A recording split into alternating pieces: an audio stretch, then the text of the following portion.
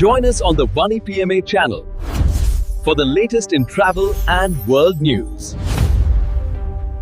தமிழகத்தில் இருக்கக்கூடிய ஒரு முக்கியமான இடத்துக்கு தாங்க வந்திருக்கிறேன். இந்த இடம் எங்கே இருக்குது அப்படின்னு பார்த்தீங்கன்னா, திருச்சியிலேருந்து 15 கிலோமீட்டர் தூரத்துலேயும் தஞ்சாவூர்லேருந்து 40 கிலோமீட்டர் தூரத்துலேயும் தாங்க இருக்குது. இந்த இடம் பார்த்தீங்கன்னா காவேரி ஆற்றின் குறுக்கே கட்டப்பட்டுள்ள ஒரு அணை. இந்த அணை உலகின் மிகவும் பழமையானது என்று கூறப்படுகிறது.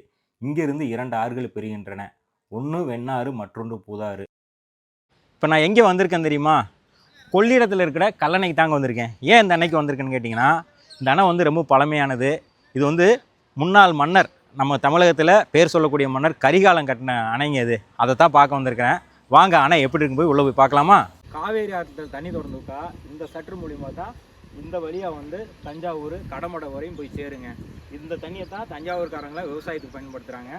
இந்த கல்லணை வந்து அவ்வளோ ஸ்ட்ராங்காக கட்டியிருக்கிறாங்க. இன்னும் பார்த்தீங்கன்னா பல 100 ஆண்டுகளுக்கு இன்னும் இருக்கும் அப்படிங்கிற மாதிரி தோணுதுங்க. அந்தளவுக்கு அழகாக கட்டிங்க. பாருங்கள், தண்ணி பாருங்கள் ஒழுகுது. இது வந்து கழிவு தண்ணி அப்படிம்பாங்க. இது மொத்தமாக திறந்து விட்டாங்கன்னா இந்த ஆறு பூரா தண்ணி போகுங்க. இதுதான் நம்ம தஞ்சாவூரோட நெற்களஞ்சியத்தோட இது ஒரு நீர்ப்பாசனம் அப்படிங்கிற ஒரே இடம் வந்து இந்த கல்லணை தாங்க. இது என்ன தெரியுங்களா?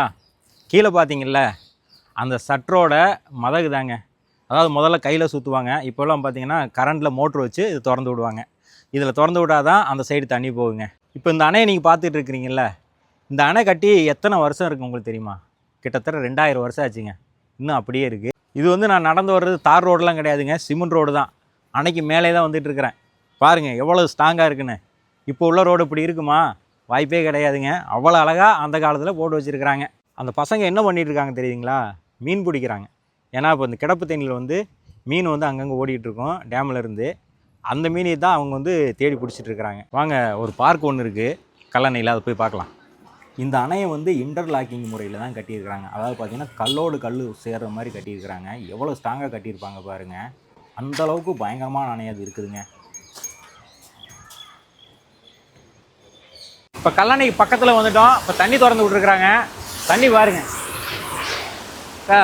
பாருங்கள், தண்ணி பக்கத்துலேயே இருக்குது. பாருங்க எவ்வளோ. இந்த மாதிரி தாங்க, இந்த மதகு வழியாக தான் தண்ணி திறந்து விடுவாங்க. இப்போ நம்ம அங்கே பார்த்தோம்னா அங்கே திறந்து விடலை, அன்றைக்கி திறந்து விட்டுருக்காங்க. பாருங்கள் எல்லோரும் குளிக்கிறாங்க. ஆனால் இது வந்து எல்லா நாளும் வந்து குளிக்கிறதுக்கு அனுமதி கிடையாது.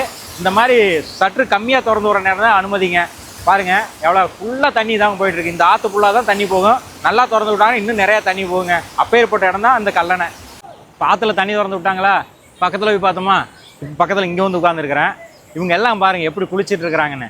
இந்த ஆற்றுல குளிக்கணும்னா இந்த மாதிரி மதகுல வந்து தண்ணி வந்து குறைவாக திறந்து விடும்போது மட்டும்தான் குளிக்க முடியும், இல்லைன்னா முடியாது. ஏன்னா நிறைய திறந்து விட்டாங்கன்னா அடிச்சிட்டு போயிடும். எங்கேயே போய் தேடுறோம், கடமடையில் போய் தான் நம்ம எடுக்க முடியும். அதனால் வந்து நீர்ப்பாசனத்தில் வந்து தண்ணி திறந்து விடும்போது யாரும் உள்ளே இறங்க வேண்டாம்னு ஏன் சொல்கிறாங்கன்னா, பாதுகாப்பு இல்லை அப்படிங்கிற வேண்டி சொல்கிறாங்க. அதனால் இதில் குளிக்கும்போது பாதுகாப்பாக குளிங்க. இப்போ அணையோட பகுதியை வந்து நம்ம முழுசாக பார்த்து முடிச்சிட்டேங்க. அதாவது பார்த்தீங்கன்னா நீங்கள் வெளி சைடு பார்த்தீங்க, உள் சைடு பார்த்தீங்க.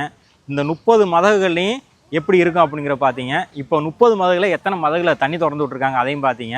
இதுதான் வந்து கொள்ளிடத்தில் இருக்கக்கூடிய கல்லணை.